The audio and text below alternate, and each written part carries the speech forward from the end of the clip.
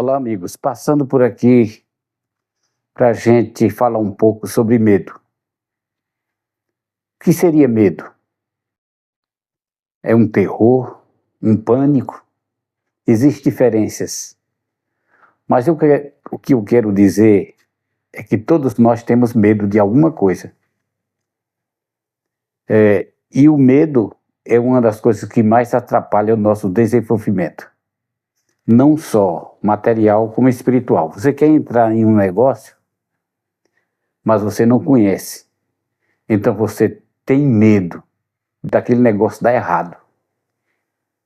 E muitas vezes você deixa de enfrentar, às vezes até um negócio rentável, mas você tem medo e por esse medo você evita de crescer mais, desenvolver mais, materialmente falando. Isso no campo material. Todos nós temos medos de relacionamentos. Eu creio que todos nós temos medos.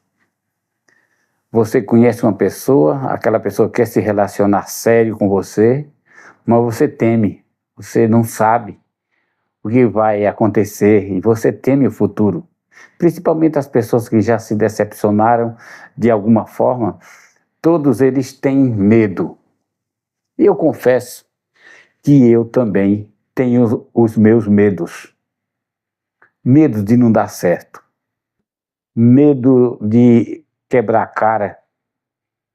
Então, em todas as esferas da vida, nós temos medos. A Escritura diz o seguinte: no amor não existe medo. Antes, o perfeito amor lança fora o medo. Logo, aquele que tem medo não é aperfeiçoado no amor. Isso em todas as esferas, não só em relacionamentos pessoais, como também em negócios e principalmente no nosso relacionamento com Deus. A gente vive em cima de medos. Você entra numa igreja, seja lá o que for, do sistema religioso, e você começa logo a ter uma carga de medos.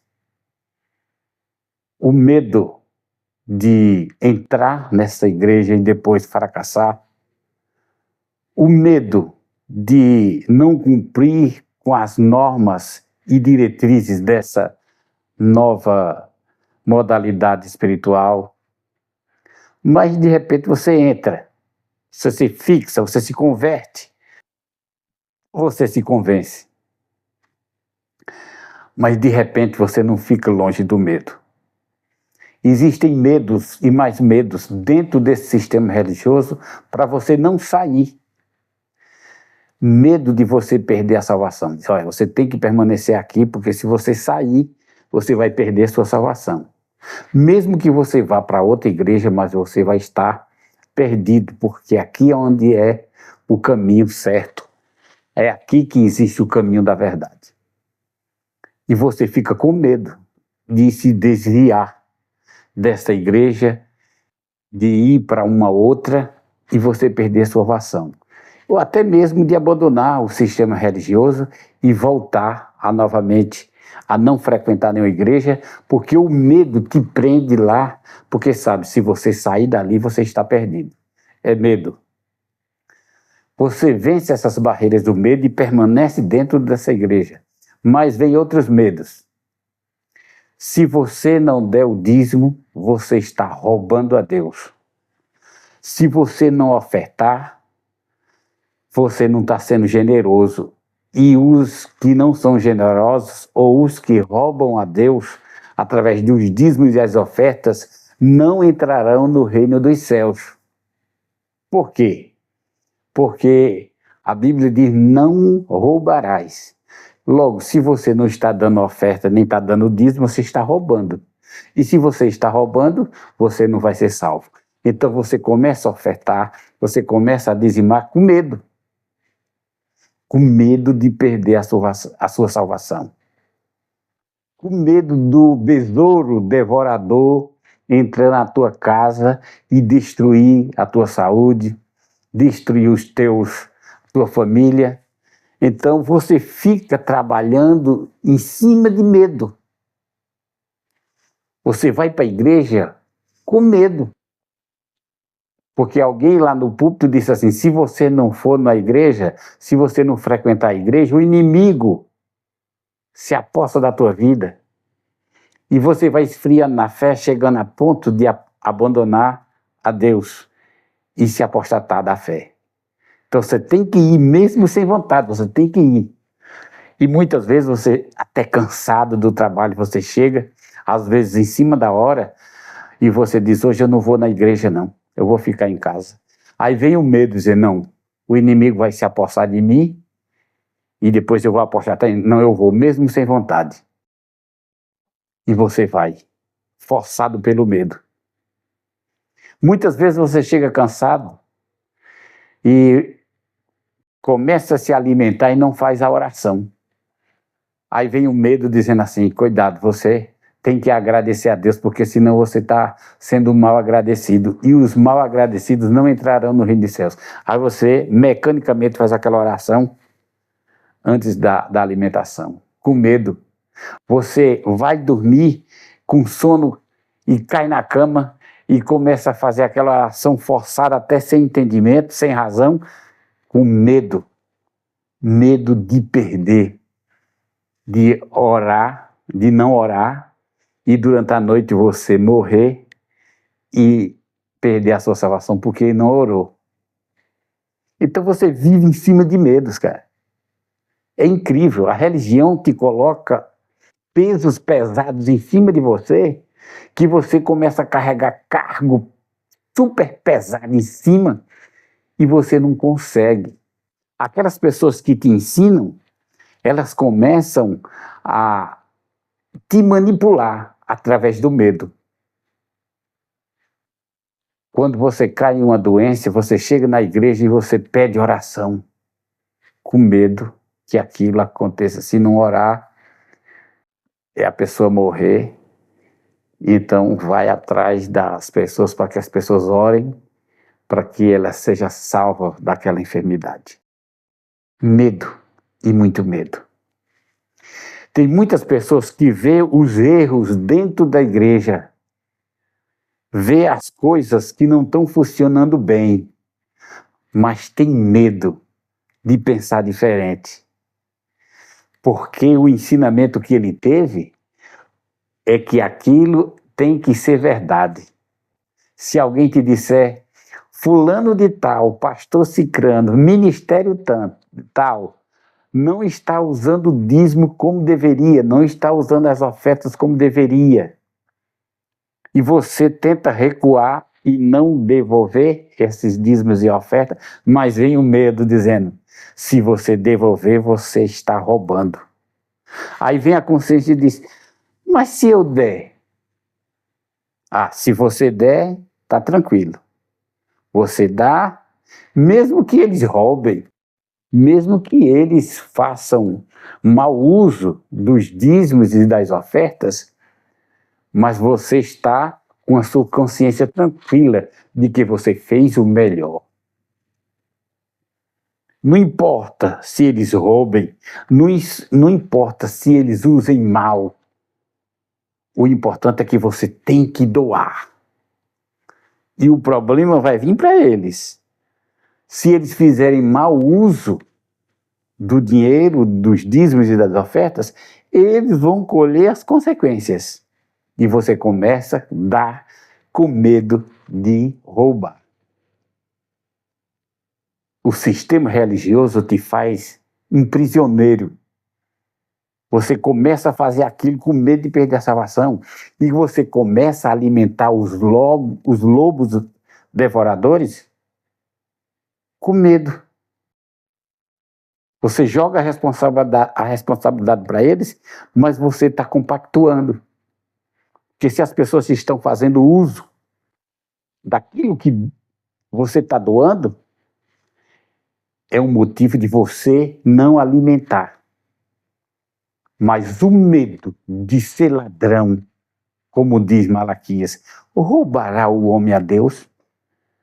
Todavia vós me roubais nos dízimos e nas ofertas. Esse medo de você ser ladrão, por falta de compreensão no texto, porque aquele texto está se referindo aos sacerdotes, que os sacerdotes estavam roubando os dízimos e as ofertas dos doadores, mas como foi dada uma interpretação de que ele é que está sendo advertido a não roubar, ele começa a ofertar e a doar, mesmo que as pessoas façam mau uso. Os líderes não façam mau uso. Muitas pessoas sabem de toda a verdade, mas elas se recusam a determinar a sua vida, ser contrária ao sistema religioso, porque eles acham, se eu for contra, o sistema vai estar contra mim. O pessoal já vão ficar olhando para mim com maus olhos. Eu vou perder o prestígio. Não vou mais receber cargos na igreja. Os irmãos já vão me chamar de pessoa fria. Já não vão dizer por aí que eu estou apostatando. E vão até proibir que alguém converse comigo, porque fulano está com uma ideia meio doida. Ele está esfriando na fé. Não converse com ele para não ser contaminado. E aí começa os medos surgirem na tua mente. E muitas pessoas, mesmo sabendo que aquilo está errado, mas ficam calados, para que não sejam mal vistos pelos que estão ao seu redor. Começa a frequentar um sistema religioso esteticamente, para dar um motivo. Começa a dar os seus dízimos na envelope para mostrar que a pessoa está sendo fiel nos dízimos e nas ofertas. Ele começa a pagar pela santidade. Ele não está sendo fiel, mas para a comunidade que ele está frequentando, ele está sendo fiel. Digamos que ele ganhe R$5.000 e tem que dar R$500 de dízimo. Ele coloca R$200 no envelope e coloca lá, e para todos os fins ele está sendo dizimista. Ele pega uma nota de R$10 ou de R$5, coloca no ofertório, e para a população ali ele está sendo ofertante. E aí ele está comprando a santidade dele com medo de ser mal visto pela comunidade religiosa. Termina vivendo uma vida hipocritamente, mostrando uma coisa quando na realidade não é. Se você perguntar, isso está correto que o sistema está fazendo, ele vai dizer que não. Logicamente, não está certo, mas eu estou fazendo a minha parte. Sabe por que ele faz isso? Com medo de ser mal visto. Mas eu quero dizer, meus queridos, enquanto a gente tiver com esse pensamento, você vai vivendo uma vida hipocritamente e você não vai ser feliz, porque você está representando um personagem sem você ser. Você está representando uma religião que não existe, para se manter bem diante da sociedade. Existem até pessoas que dizem, não ande com fulano de tal porque ele está com umas ideias diferentes. E você começa a boicotar o relacionamento com aquele seu amigo, com aquela sua amiga, por causa que se a igreja vê isso, se o sistema vê isso, vai condenar aquela pessoa. E vai condenar você também.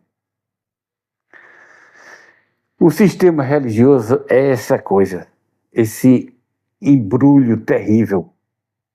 E muitas vezes as pessoas vivem hipocritamente dentro das denominações, como escravas do bem-estar, escravos muitas vezes dos filhos, escravo muitas vezes da esposa, escravo muitas vezes dos familiares que pertencem ao mesmo sistema, para agradar eles, não desanimar eles, agradar os filhos.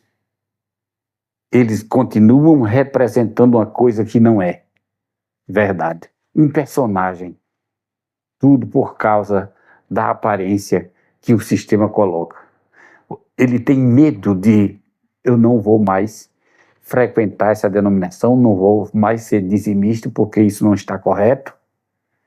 Ele sabe que não está correto, mas para dar satisfação a filho, a parentes, a familiares, ele faz tudo aquilo para manter aquele padrão de santidade quando na realidade não existe. Eu digo isso porque eu já passei. Eu passei 40 anos representando. Eu descobri muitas coisas, muitas inverdades dentro do sistema, mas eu tinha medo de desagradar aos parentes, aos amigos, aos colegas de igreja, aos irmãozinhos de tapinha nas costas. Eu tinha medo de decepcioná-los. E muitas vezes as pessoas chegavam para mim, o que está acontecendo? Você não veio mais para a igreja? Eu inventava um monte de desculpa. Não, eu estava na igreja tal, na igreja tal. Ah, você está meio frio na fé? Não estou frio na fé não, eu fiz minha oração em casa. Só que isso não satisfaz ao sistema religioso. Você tem que estar presente sobre ameaças e sobre coação de medo. Muita gente permanece nesses sistemas meramente por medo. Por medo. Perde amizades, faz tudo para não sacrificar a comunidade que te impõe a você distanciar daqueles que pensam diferente. Eu fico, às vezes, imaginando, será que nós olhamos João Batista? Preste atenção. João Batista, Pedro, Paulo, Jesus. Será que nós estamos seguindo o ministério de Cristo? Quando a gente quer estar em paz com todos, viver bem com Deus e bem com o diabo, será que isso é válido? Será que isso é vida cristã? Eu não quero entrar nesse assunto não, porque eu vou ficar contra, e se eu ficar contra as pessoas vão interpretar como eu estivesse fora da fé, me apostatando. Não é isso que acontece? Meus queridos, a Bíblia diz, se a gente não negar a todas as pessoas, até mesmo os familiares, pai, mãe, e não seguir a Cristo, não é digno de ser ou de ter a salvação dele. Precisamos mentalizar. Muitas vezes a gente quer viver uma vida cômoda, sossegada, que não seja atingido por ninguém. Essa aí chama-se a vida hipócrita. Aquela vida bem com Deus, bem com o diabo. Que a gente tem medo de se opor. Eu sei que está certo, mas eu não posso dizer que está certo. Eu digo que está errado. Ou, eu sei que está errado, mas para agradar a maioria, não, está certo. Deixa quieto, deixa assim mesmo. E assim a gente começa a viver uma vida hipócrita, sem sentido, sem sal. E o próprio Jesus disse, se o sal vier a ser insípido, para que presta? Para nada. Serve para ser jogado no lixo. Então o indivíduo ele tem que ter uma posição. Ele tem que se posicionar diante dessas questões. Mesmo que os céus caiam, ele tem que se posicionar ou a favor quando está certo ou contra quando está errado. Ele tem que ser a verdade. Tua palavra deve ser sim, sim, não, não. E nada de fazer média. Foi assim que aconteceu com João Batista. Quando João Batista olhou para Jesus e disse, eis o Cordeiro de Deus que tira o pecado do mundo, ele se posicionou, ele declarou que estava do lado daquele. Ele disse, o qual eu não sou digno nem de desatar as suas sandálias. Ele reconheceu. E custou a cabeça de João Batista, para que ele seguisse a Cristo. Mas ele não negou, ele não recuou, ele se declarou, custou a sua cabeça. Pedro enfrentou tudo, chegou até a negar Jesus, mas quando ele teve um encontro com Deus, ele se declarou, fez o sermão no dia de Pentecostes, e naquele sermão, na sua convicção, 3.000 pessoas chegaram ao conhecimento de Deus. Mas sabe o que custou a Pedro? Ser crucificado de cabeça para baixo. Mas ele não temeu. Quando o indivíduo se posiciona ao lado de Deus, mesmo que os céus caiam, mas ele permanece inabalável. O apóstolo Paulo teve um encontro com Deus, mas sabe o que lhe custou? Seu pescoço. Mas ele negou isso, ele fracassou de jeito nenhum. Ele foi até o fim, mesmo sendo condenado à morte. Mas ele não negou, ele não recuou. A gente precisa desse tipo de homem. A gente não precisa de gente frouxa, que sabe o que está errado e fica fazendo papel de palhaço. Bem com Deus e bem com o diabo. Não. A gente precisa de homem determinado, que sabe o que queira, o que quer na sua vida. Homens como Pedro, como Paulo, como João Batista. Não precisamos de homens calça frouxa, não. Que no primeiro obstáculo você recua para agradar meia dúzia de covardes, hipócritas, que vivem uma vida medíocre, representando um Deus que não existe. O apóstolo Paulo, mesmo diante dessa situação, ele não negou. Custou a sua cabeça. E João, por causa da sua declaração e firmeza de mostrar a verdade, foi condenado e foi exilado para a ilha de Patmos para viver lá sozinho. Mas ele não recuou. Ele foi até o fim. Jesus poderia ter recuado também. Quando foi apresentado Cristo ou Barrabás, ele poderia ter recuado. Mas ele não recuou. Ele foi até o fim. Morreu. Mas morreu ao lado da fé. E tantos, eu não vou citar todos, da Idade Média, nas perseguições religiosas, pessoas que foram colocadas nos leões, mas permaneceram fiéis. Pessoas que eram colocadas nas rodas de torniquetes, que iam esticando seus nervos até partir as articulações, para que essa pessoa se recuasse, mas ele não recuou e foi até o fim. Nós vemos, durante a história, testemunhos de pessoas. E por que é que você que está me ouvindo aí, que vive uma vida fracassada, representando um Deus fraco, você tem medo de uma palavra?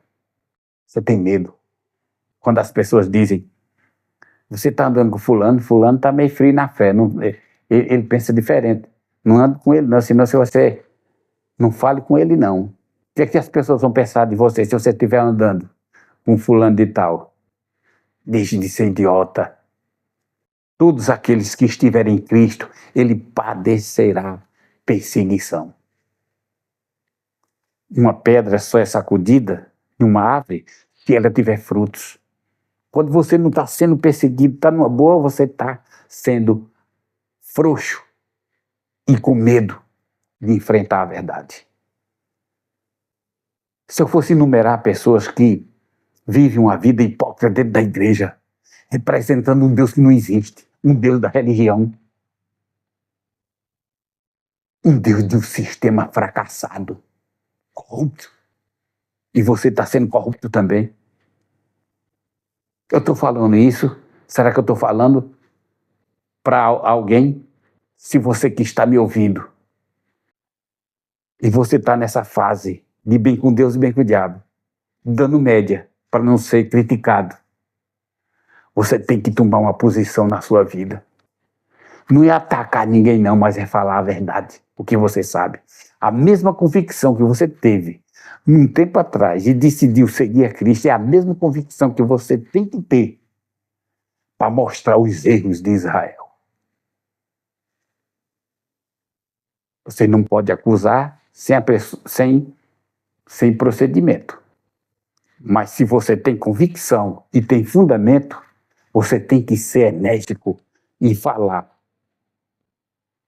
Ai daquele que não falar, porque as pedras clamarão. Se você sabe do problema do ímpio e você não fala, o pecado ele recai sobre você. Não pense que você está livre, não. Eu estou dizendo isso com convicção. Teve um colega de mim, meu colega, que disse que eu era cauterizado. Não é cauterizado, é convicção mesmo. E ainda que os céus caiam, eu vou permanecer firme na minha posição. Sabe por quê? Porque eu sei em quem tenho crido. Talvez eu esteja falando para você, que está aí dentro do sistema religioso, hipocritamente representando uma coisa sem ser. Ou está com medo de ser retalhado diante das pessoas. Você está sendo covarde. E os covardes não entrarão no reino dos céus. Os medrosos não poderão seguir a Cristo, porque no amor não existe medo. Antes, o perfeito amor lança fora o medo.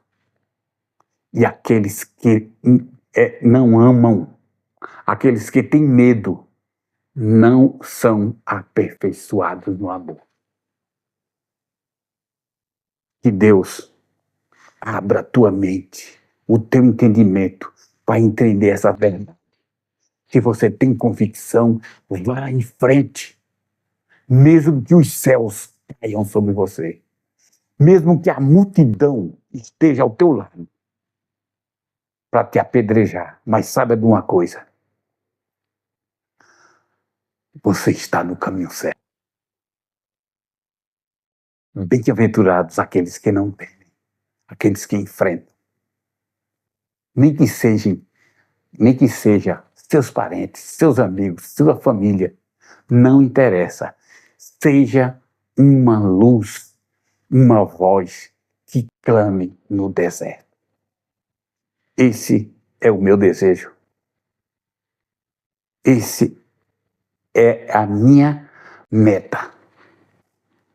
Eu tenho lutado para viver isso que estou pregando. Porque ou nós somos autênticos ou nós somos falsários da fé. Espero que não seja o teu caso. Que Deus abençoe. Um abraço.